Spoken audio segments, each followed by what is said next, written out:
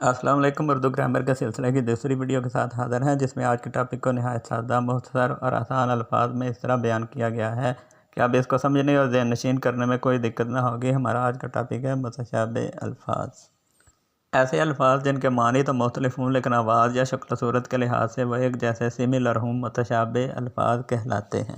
ان کی عام طور پر یہ صورتیں ہیں۔ پہلی صورت، وہ الفاظ جن کی آواز ایک جیسی ہو لیکن املا کی وجہ سے معنی مختلف ہوں۔ مثالیں: اصل، الف صاد لام کے ساتھ ہو تو اس کے معنی ہے حقیقی۔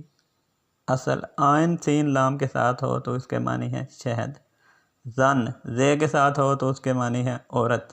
زن زوئیں کے ساتھ ہو تو اس کے معنی ہے گمان۔ چارہ آخر میں ہے ہو تو اس کا معنی ہے علاج، اور آخر میں الف ہو تو اس کے معنی ہے گھاس۔ ارض الف کے ساتھ ہو تو اس کے معنی ہے زمین، اور اگر عین کے ساتھ ہوں تو اس کے معنی ہے گزارش۔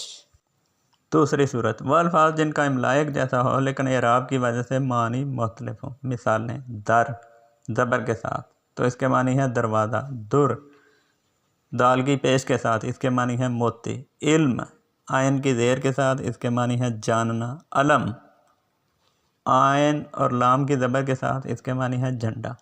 سحر سین کی زیر کے ساتھ تو اس کے معنی ہے جادو۔ سحر سین کی زبر کے ساتھ تو اس کے معنی ہے صبح۔ ملک میم کی پیش کے ساتھ تو اس کے معنی ہے وطن۔ ملک میم کی زبر کے ساتھ تو اس کے معنی ہے بادشاہ۔ امید ہے آپ کو یہ ویڈیو اچھی لگی ہوگی۔ اللہ حافظ۔